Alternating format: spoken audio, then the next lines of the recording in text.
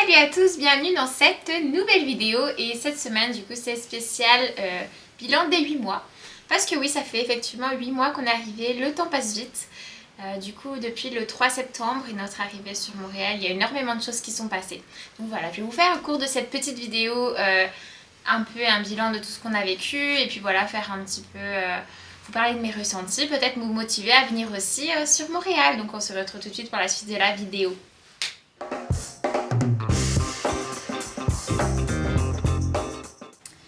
Donc dans cette première partie de la vidéo, je vais vous parler un petit peu de l'université à Montréal. Donc j'étais à l'UQAM et parce que de base je suis venue ici en échange universitaire parce qu'il y avait un accord du coup entre l'UQAM et mon université d'origine, l'université de Clermont-Ferrand.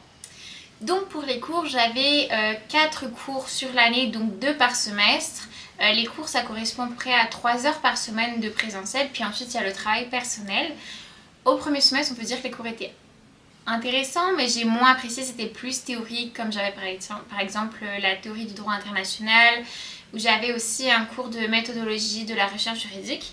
Mais par contre au deuxième semestre, là je m'éclate beaucoup plus et c'est beaucoup plus intéressant parce que par exemple je suis un cours de droit international humanitaire que j'avais aussi suivi en France mais qui n'est pas enseigné de la même façon, donc c'est très intéressant, et également un cours de clinique. Donc on a un peu la même chose aussi en France dans de nombreuses universités comme à Clermont-Ferrand. Et en fait voilà, il s'agit d'un cours où c'est beaucoup plus en application, on va travailler avec des cas concrets, mais il y a quand même un petit peu de théorie, donc voilà, c'est quand même très intéressant. Puis j'avais aussi choisi de prendre une option supplémentaire qui était la participation à un cours pour une simulation de l'OTAN. Donc voilà, c'est des cours à mi-chemin entre les 2 semestres, et puis ensuite il y avait la simulation à Washington en février. Donc voilà, c'est vrai qu'au niveau des cours, c'est différent du système français, parce qu'il y a quand même beaucoup moins de cours par semaine, mais par contre il y a quand même pas mal de lectures à faire. Je dirais que dans la plupart des cours, c'est environ 100 pages de lecture à faire. Alors, certains ne les font pas tous, mais c'est quand même ce qui est conseillé pour arriver à suivre correctement le cours. Et après, voilà, il y a quand même du temps libre. C'est vrai que c'est quand même fait ici l'emploi du temps pour que les étudiants aient le temps de soit travailler à côté, soit faire des volontariats, soit même faire par exemple des stages. Puisque c'est possible en fait de faire des stages à mi-temps en même temps que les cours. Donc c'est vrai que c'est quand même aménagé vraiment pour aussi avoir le temps de faire des activités extrascolaires. Mais au niveau des cours, je dirais que voilà, la différence avec la France, c'est qu'il y a énormément de lectures à faire. Et ensuite, les cours en maîtrise aussi sont en petits groupes. Donc généralement, on était entre 10 à 15, voire même des fois un peu moins, 7 ou 8. Donc c'est vrai que c'est très intimiste, mais les professeurs s'attendent aussi à ce qu'on participe, du coup qu'on ait fait les lectures pour pouvoir discuter en cours, pour que le cours aussi soit plus dynamique et plus agréable pour tout le monde. Donc ça c'est vrai que j'ai aussi apprécié de pouvoir justement faire des lectures par moi-même, en apprendre par moi-même, puis arriver en cours et puis pouvoir un peu en débattre, puis pouvoir en apprendre un peu plus aussi des connaissances du professeur. Donc c'est vrai que j'ai beaucoup aimé aussi la méthode d'enseignement. Après juste la difficulté c'est qu'en fonction des cours on n'est pas forcément toujours avec les mêmes personnes, et ça c'est vrai que des fois c'est compliqué pour se créer vraiment un cercle amical, parce que c'est vrai que quand on voit les personnes qu'une fois par semaine, par-ci par-là, du coup c'est pas forcément l'idéal. Mais voilà, sinon j'ai vraiment beaucoup aimé mes cours, les cours étaient très intéressants et l'UQAM aussi était très bien, c'est quand même un beau bâtiment, il y a pas mal de salles pour travailler, la bibliothèque, et les professeurs sont aussi très à notre écoute, faut pas hésiter même à leur envoyer des mails, même pour notre carrière professionnelle par la suite, c'est vrai qu'ils sont vraiment très à l'écoute et ça c'est vraiment un bon point. Bon, on se retrouve en compagnie de Twix qui nous a rejoint. Donc sinon voilà, j'ai bientôt fini mes cours. Je vais bientôt, donc on va dire que fin avril, du coup je terminerai les cours. J'ai quelques rendus à faire pour le début mai. Mais ensuite je vais commencer mon stage. Du coup je l'avais déjà dit je crois, mais je vais faire un stage au CECI à Montréal qui est à 20 minutes à pied de chez moi. Donc c'est vraiment super bien, spécialisé en droit des femmes et des filles. Donc j'ai super hâte et ça a l'air d'être très intéressant. Donc voilà. Voilà un petit peu pour mon année à l'université. En tout cas c'est vrai que... il n'y a pas vraiment de stress à avoir ici, je trouve, rien qu'au niveau des notes. Les professeurs sont quand même très gentils, puis quand on fait en plus la conversion du coup en France, on est quand même assez avantagé. Voilà, de ce côté-là, je pense que c'est l'avantage aussi, c'est qu'on peut vraiment aller en cours sans stress. Alors bien sûr, il faut essayer de donner quand même son maximum et puis d'en apprendre un maximum. Mais voilà, c'est vrai qu'il n'y a pas de stress à avoir à ce niveau-là. Donc j'ai passé une année très agréable et où j'ai quand même beaucoup appris. Et j'avais des cours très intéressants c'est pour ça que ça m'a aussi motivée à vraiment aller dans la direction des droits humains par la suite. Après je verrai si je continuerai dans cette branche ou si je changerai, mais voilà, c'est ce qui m'intéresse vraiment dans un premier temps.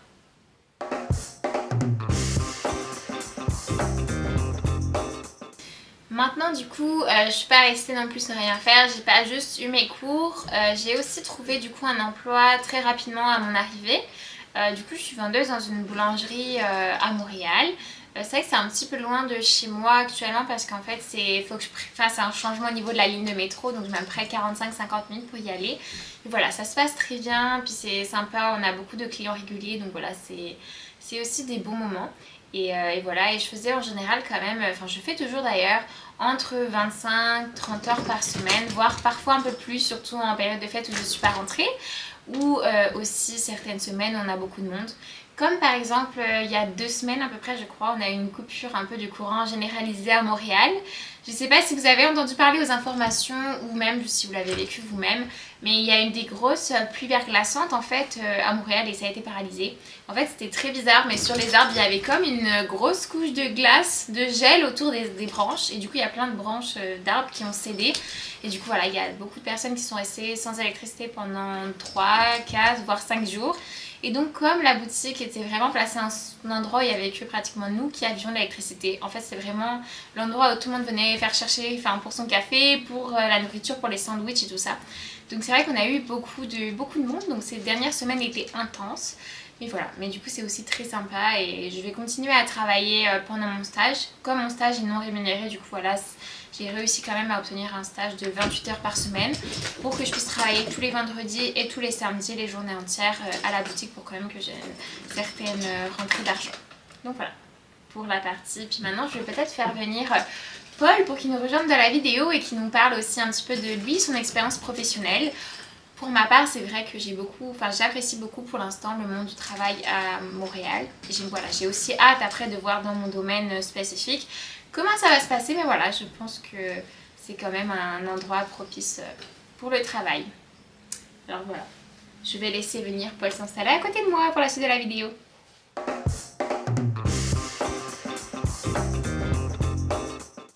Alors voilà, Paul nous a rejoint. Merci Paul d'être présent pour cette vidéo des 8 mois. Oui, déjà 8 mois. Ouais, ça passe vite. Alors, est-ce que tu as quelque chose peut-être à nous dire sur ton expérience dans le domaine du travail ici à Montréal? Ouais, niveau professionnel, c'est vraiment pas du tout la même chose comparé à la France. Après, en France, j'étais vraiment que basé sur la charpente, donc j'étais que sur les toits, hiver comme été. Que ici, vraiment, ici, charpentier-menuisier, c'est vraiment différent. Parce qu'on est plus dans la rénovation de tout ce qui est salle de bain, appart, maison. On fait vraiment un peu de tout ce qui est céramique, peinture, carrelage, vraiment tout. Donc, c'est vraiment pas mal, au moins d'apprendre vraiment plus sur le métier. Et Après, il faut dire que c'est pas tous les charpentiers menuisiers qui sont comme ça. C'est ouais. vraiment Paul qui est rentré dans cette entreprise qui est en fait voilà, spécialisée, c'est ça, Ouais, c'est vraiment dans spécialisé la en rénovation. Mais voilà, c'est vraiment tout, c'est pas uniquement dans un domaine spécifique et ça c'est... Non, c'est vraiment c'est rénovation complète. Là, actuellement, on est en train de refaire un demi-sous-sol complet. On a fait démolition, donc là, on a tout démoli. On a refait les murs, on fait le plâtre, le gyps comme ils appellent ici. Donc vraiment... C'est vrai qu'il faut se faire aussi au vocabulaire parce que dans le bâtiment, c'est un mélange d'anglais, de français, de québécois. Donc c'est vrai que c'est beaucoup d'entraînement. C'est vrai, faut s'habituer, mais ouais, c'est vraiment différent. Après, je sais pas si je pense qu'en France, on peut faire aussi tout, mais c'est pas appelé de la même façon. Ici, vraiment, chaque métier de base a sa spécialité. Et ici, surtout pour travailler, il faut qu'on passe une carte CCQ. Et pour avoir cette carte CCQ, on doit passer une formation santé-sécurité pour avoir une autre carte. Que du coup, j'ai passé. Donc, c'était une formation de 2 week-ends d'affilée. C'est vraiment. Ça, c'est un peu pareil en France, on l'a aussi. Donc c'est Ouais, vraiment c'est ça, c'est un peu des cartes, pour s'assurer qu'on connaît toutes les règles de sécurité pour travailler dans le milieu du bâtiment. Je dis oui, c'est ça, c'est parce que ici, c'est comme en France, il faut aussi une carte du bâtiment pour travailler. Sauf qu'il y a quand même une équivalence entre la France et le Québec. Mais voilà, on ne l'avait pas encore faite pour le moment parce qu'il fallait être sur le territoire. Mais là, je crois que le patron à Paul est en train de voir. C'était pas essentiel pour travailler pour le moment, mais c'est vrai qu'il y a un certain nombre de bâtiments, d'endroits où on ne peut pas travailler dans le bâtiment ici sans cette carte CCQ. Donc si vous voulez venir dans le bâtiment, voilà, il faut se renseigner sur cette carte CCQ. Ouais, tout ce qui est commercial, on ne peut pas le faire sans cette carte. Mais tout ce qui est rénovation privée pour vraiment un client, on peut le faire. Mais rénover je sais pas, un bloc appartement, c'est vraiment commercial, donc il faut vraiment les cartes CCQ et la carte santé pour les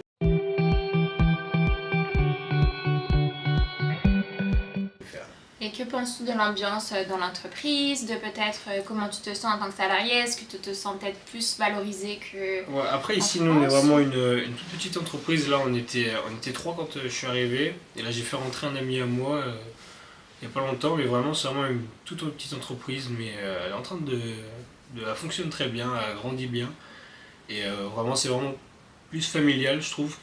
Après, mon entreprise en France c'était aussi un peu dans le même style, mais ouais, vraiment très familial, et je trouve ici il y a beaucoup plus de reconnaissance quand même au niveau du métier, mais sinon c'est vraiment bien.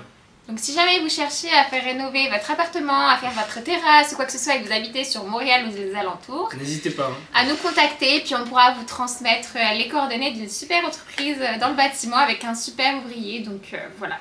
Et voilà, il fait du bon travail en tout cas dans ce domaine-là. Donc c'est important déjà de s'épanouir et puis d'apprécier ce qu'on fait. Donc voilà, c'est l'essentiel, n'est-ce pas? Exactement.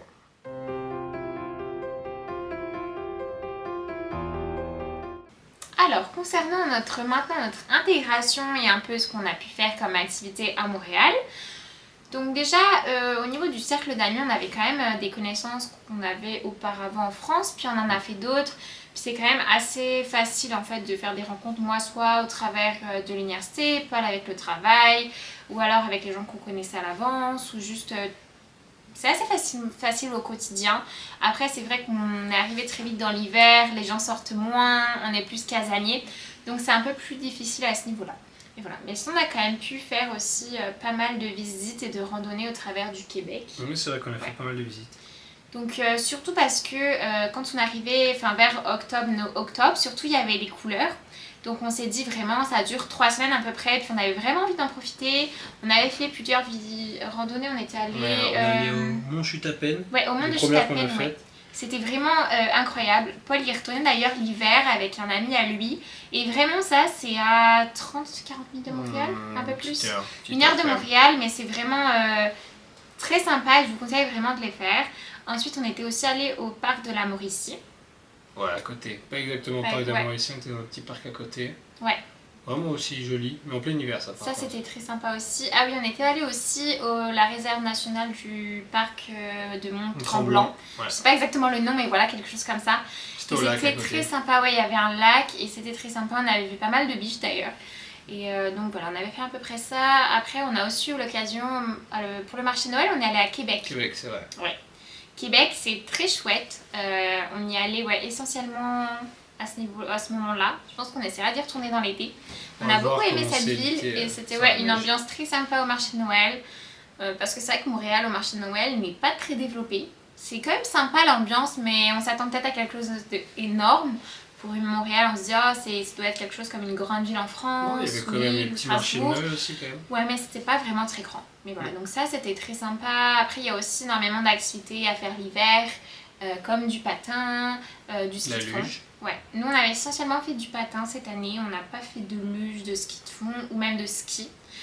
Parce que c'est vrai que rien que comme on travaille souvent les week-ends, moi la boulangerie ou Paul pour son entreprise, du coup c'était quand même assez compliqué d'avoir beaucoup de temps pour faire toutes ces activités là, mais je pense que l'année prochaine on aura quand même plus de temps à consacrer et puis j'ai hâte de même pouvoir plus profiter. Mais voilà. Il y a aussi Paul est allé à Ottawa pendant une journée avec des amis, ouais. Et puis voilà, là pour l'instant c'est vrai que c'était un peu la période entre les deux, entre l'hiver et l'été, donc on n'a pas fait énormément de choses, même si on est allé en chalet aussi. À Saguenay, ouais. Ouais, à Saguenay, donc ça c'est vraiment au nord du Québec. C'est à 6 heures d'ici. Ouais, vers le lac Saint-Jean. On était au bord du lac Saint-Jean. Ouais, juste au bord du lac Saint-Jean dans un chalet avec des amis. Ça aussi, le chalet l'hiver, c'est vraiment très sympa. Toi t'as fait la cabane à sucre aussi? Oui, la cabane à sucre. Ouais, il y a beaucoup de cabanes à sucre autour de 30 minutes, 1 heure de Montréal, où c'est vraiment un repas. La cabane à sucre, ça va durer 1 mois à peu près en mars, et c'est vraiment au moment de la récolte en fait du sirop d'érable. Et donc c'est un repas qui est fait exclusivement avec du sirop d'érable, avec du bacon avec du sirop d'érable, avec l'omelette avec du sirop d'érable, des desserts à base de sirop d'érable. Enfin, c'est vraiment tout fait avec du sirop d'érable. C'est vraiment une super expérience. Puis on a même fait notre petit tableau à l'entrée de l'appartement dans lequel on a écrit un peu tous les endroits qu'on voulait visiter, mais voilà, les randonnées à faire. Donc on va attendre que c'est un peu plus chaud. Fasse chaud, et puis voilà, on pourra faire ça. Et puis on a énormément de choses à faire, mais on a trop hâte. Puis c'est vrai que l'avantage, c'est qu'à moins de 30 minutes, voire même 1 heure de Montréal, il y a beaucoup de choses à faire. Puis comme on a une voiture, on se décide qu'on veut partir et hop, on peut partir une journée. Ça rend plus simple ça dans la voiture. Ouais. Donc c'est vrai que pour l'instant, on apprécie beaucoup notre séjour ici. Puis il y a aussi l'avantage, c'est qu'il y a beaucoup de parcs à Montréal. Puis par exemple, juste à côté de chez nous, on a le jardin botanique. On a le jardin botanique, mais on a aussi un parc qui est quand même très grand à côté. Ouais, le parc Maisonneuve. Ouais, le parc Maisonneuve. Et c'est vrai qu'on va souvent aussi juste se balader quand il fait un peu un soleil ou juste qu'on veut aller courir. Donc il y a énormément de parcs et juste on peut aller se balader. Sachant que là, il y a aussi le retour des Bixi. C'est les vélos qui se trouvent en libre service un peu partout dans la ville. Et je pense qu'on va aussi investir dans un vélo nous-mêmes pour pouvoir aller se balader très, très facilement. Et ici, on est allé voir il n'y a pas longtemps ma soeur au Mont-Tremblant. Donc on est allé voir le village de Mont-Tremblant qu'on n'avait pas vu alors qu'elle était là depuis janvier. Et c'est vraiment très mignon. C'est un espèce de petit, pas télésiège, mais un petit truc qui monte comme ça. Et on peut observer un peu le petit village. Donc c'est vraiment très joli. Et les pistes ont l'air vraiment d'être aussi super cool. Donc on verra peut-être l'année prochaine parce que là c'est la fin de la saison. Mais l'année prochaine peut-être qu'on pourra davantage profiter des activités prochaine. Ouais. Parce que moi j'avais envie quand même de voir Paul sur les skis. Ça devrait être assez drôle. Je pense qu'il en avait fait une seule fois. Ouais, quand j'étais en CM2, donc ça remonte un petit peu. Donc voilà, vous imaginez, ça aurait été une drôle de journée. Ça aurait été assez drôle. Donc voilà, mais sinon on a quand même profité, on a quand même bien profité. On a aussi découvert des bars, des restaurants sur Montréal. On connaît aussi quelques petites adresses qui sont très sympathiques. Ça, qui sont pas mal. Ouais. Mais voilà, on passe un très bon séjour en tout cas, et puis on profite bien de notre expérience au Québec.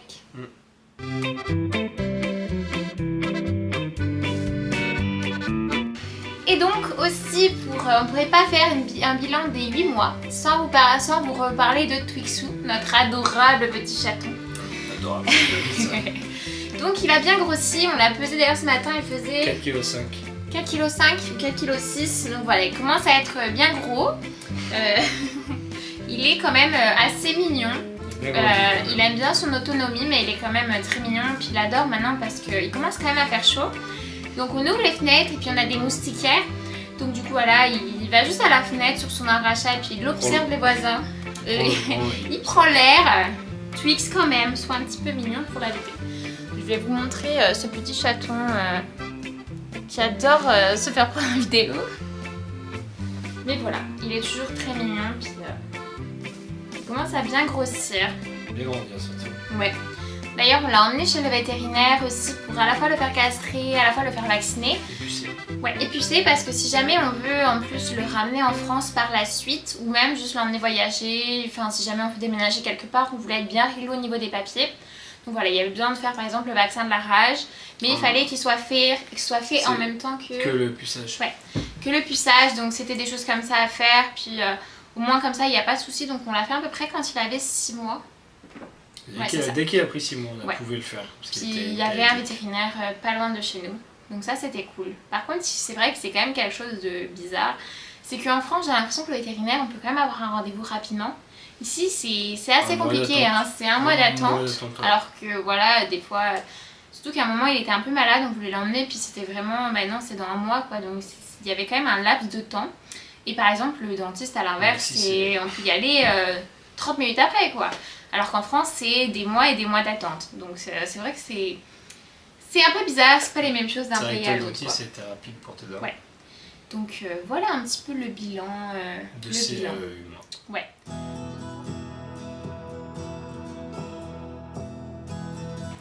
Donc pour la suite, je pense qu'on va continuer à habiter dans cet appartement. On se demandait si on prenait pas un appartement un peu plus grand, peut-être avec une chambre de plus pour que ce soit plus facile si jamais même Oriane vient habiter chez nous en septembre, ou même juste pour l'avenir. Parce que le problème c'est qu'ici, comme les bails c'est de 1 an en 1 an, on se disait bon, si jamais on change pas en octobre, c'est un peu compliqué après de changer au milieu d'année, mais bon. pour l'instant on est vraiment très bien dans ce logement là, donc je pense qu'on va être là, on va rester là. Sachant que c'est quand même très pratique, enfin la localisation est sympa. L'appart est bien, il est bien situé dans un bon quartier et surtout il y a la place de parking aussi qui est pratique pour la voiture parce qu'il n'y a pas tous les apparts comme ça. C'est ça. Puis il est aussi très lumineux avec les grandes fenêtres, surtout je risque d'être en télétravail donc ça c'est super agréable. Et donc voilà, je pense que pour l'appartement on va le garder. Du coup Paul va juste continuer à travailler à fond parce qu'il y a quand même pas mal de boulot en ce moment. Ouais, la période d'été c'est là où c'est forcément le plus gros chiffre. Tout le monde veut la terrasse ou son appartement fini ou quoi que ce soit, donc puis peut-être aussi pour louer des logements en septembre, enfin des choses comme ça. Et il y a aussi, donc voilà, moi je vais activer bientôt mon PVT pour commencer mon stage parce que actuellement avec mon permis d'études, comme je suis en échange, je peux pas faire un stage avec un permis d'études. Donc voilà, je vais devoir activer mon PVT, mais bon, ça va bien se passer. Je vais devoir aller à la frontière américaine, puis comme ça je pourrai l'activer. Ouais, parce qu'on peut l'activer uniquement en fait en passant à une frontière extérieure. Donc soit je prends l'avion, puis je pourrai l'activer, soit aussi avec la voiture, donc la plus proche c'est les États-Unis, puis on peut revenir directement. Donc voilà, puis après on verra un peu pour la suite. En tout cas, il nous reste encore au moins 1 an, 2 ans. 1 an et demi. Ouais, 1 an et demi pour déjà celui de Paul, puis moi je vais activer mon permis pour 2 ans. Puis on verra après si on fait les démarches pour la résidence permanente ou pas, pour pouvoir rester après plus longtemps. Même pour moi, limite la résidence permanente ce sera mieux parce qu'il y a aussi un certain nombre d'emplois qui sont limités si on n'a pas la résidence permanente. Et voilà. Bon, en tout cas, on espère que vous avez apprécié la vidéo. Si vous avez d'autres questions à nous poser sur notre séjour ou quoi que ce soit, n'hésitez pas, on pourra y répondre avec grand plaisir. Un petit mot de la fin, Paul? Bah, j'espère que vous avez bien aimé la vidéo. Hein. Paul a apprécié faire cette vidéo également. Oui, exactement. J'en suis sûre. À très vite, on se retrouve très vite pour une prochaine vidéo. À bientôt.